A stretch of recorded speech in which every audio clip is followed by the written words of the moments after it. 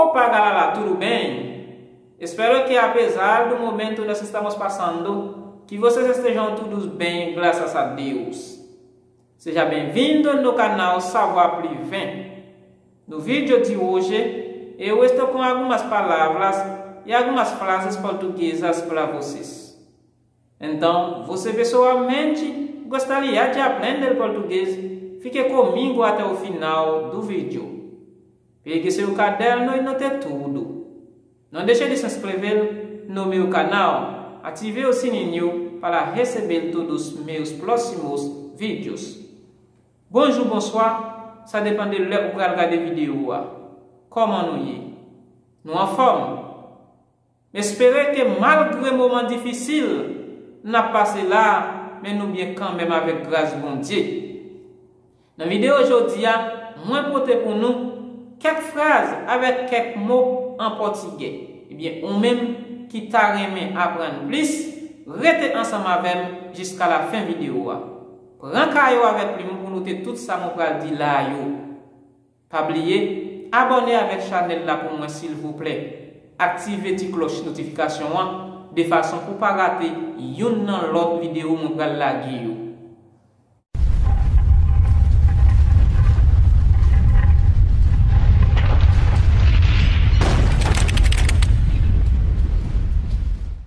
Quelques adverbes de temps. Hier, ontem. Hier, moi te parlé avec papa. Ontem eu falei com meu pai.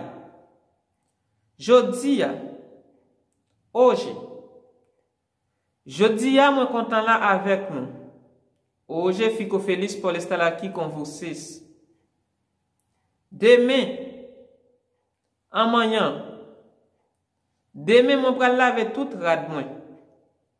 Amanhã vou lavar todas as minhas roupas. Tale, daqui a pouco. Tale, mon pral na maquette lá pour m'acheter produit. Daqui a pouco, eu irei ao supermercado para comprar os produtos. Ça, c'est forme grammaire mandia si vous parlez ou capable d'utiliser forme ça. Daqui a pouco, eu irei no supermercado para comprar os produtos. Tá là indiqué pour nous une action qui peut passer mais qui pral passer. Dans cas verbe là écrit dans temps futur. Tá là a pouco. Tá là mon retourner sorti dans market là côté moi te acheter produit yo. A pouco eu voltei do supermercado onde eu comprei os produtos. Ok? Mais talé a indiqué pour nous une action qui déjà passé dans un petit moment. Dans le cas, verbe là écrit dans le temps passé. Déjà, já. Est-ce que vous te mangé déjà? Você já almoçou? Moi te mangé déjà. Eu já almocei. Nous remarquons que phrase créole moyen dans temps passé et phrase portugaise moyen dans temps passé. Est-ce que vous mangez déjà? Você já almoçou? Moi mangé déjà. Eu já almoçou. Là, nous remarquons que phrase créole moyen dans temps présent et phrase portugaise moyen dans temps présent. De nos jours, les moun yo a parlé yo plus utilisé temps passé composé dans place temps présent. Ça veut dire dans moment m'a parlé là, si m'a demandé est-ce que vous mangez déjà? Moi capable dire você já almoçou? Moi mangé déjà. Eu já almocei. Avant. Antes. Moi te arrivé avant. Eu cheguei antes de você. Après. Depois. Na parlé après. Nós falamos depois. Mais quelques bagages n'a servi la caille nous. Cabane. Cama. Arrangez cabane pour moi, s'il vous plaît. Vai fazer a cama para mim, por favor. Chaise. Cadeira.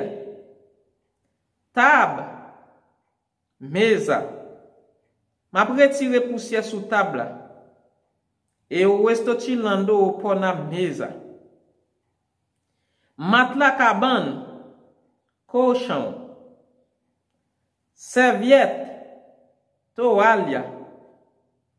Drap. Lençol. Lã. Cobertor. Zourier. Travesseiro. Clé. Chave. Cadenas. Cadeado. Quanto é cleia? Cadê a chave? Ou onde está a chave? Lá, moi vim montrer nous quelques petits mots basiques. Oui. Sim. Non. Não. S'il vous plaît. Por favor. Merci. Obrigado. Obrigada. Garçon dit obrigado. Fille dit obrigada. Non merci. Não obrigado. Non merci. Não obrigada. Pas de quoi. De nada. Pas de quoi. Não há de quê. Un pile. Muito. Muito signifie très. Beaucoup en français. Exemple. Eu estou muito cansado. Moi fatigué en pile. En français, mon t'a dit je suis très fatigué. En pile, muitos. Muitos signifie beaucoup de en français. Toujours accompagné d'un nom masculin pluriel. Exemple. Tem muitos carros na rua. Tem en pile machine dans la rue. En pile, muitas. Muitas signifie beaucoup de en français.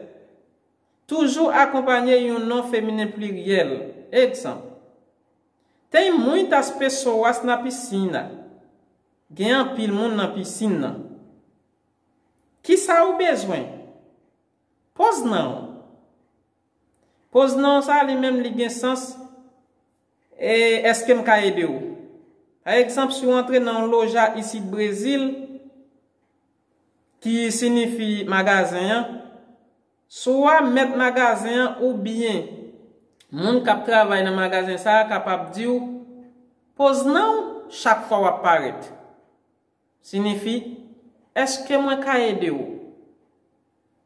ou bien tout, ou ka rele yon moun dans téléphone, l'elle décocher appel là, li dit, pose non. Est-ce que moi ka aide ou? Ok? Male, vou embora. Anale, vamos embora. Excusez, com licença. Donc, ou utiliser com licença, c'est là que ou va passer un côté, yon moun gêné côté ou bien libéré ou dit com licença. Des fois, yo kon pas utiliser la avec con, yo kon juste dit licença. Excusez, desculpa. Desculpa ça, je suis capable d'utiliser comme si je c'est après yon erreur ou fait. Vous comprenez? Par exemple, si je pas trop mon nom, moi frappé. Moi voulais dire excusez, m'a dit desculpa. Messieurs, Senhor, Madame, Senhora, Mademoiselle, moça, jeune garçon, moço, Timoun, criança. Quelques mots sur famille. Famille, família.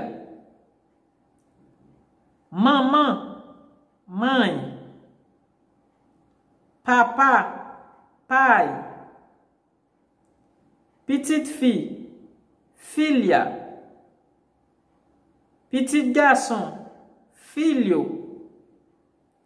Cousin, primo. Cousine, prima. Frère, irmão. Sé, irmã. Beau-frère, cunhado. Belle-sœur, cunhada. Tonton, tio. Ma tante, tia. Grand-avó. Grand-papa, avô. Marido. Madame, mulher. Ménage, namorado. Ménage, namorada. Zami, amigo, amiga. Voisin, vizinho. Voisine, vizinha.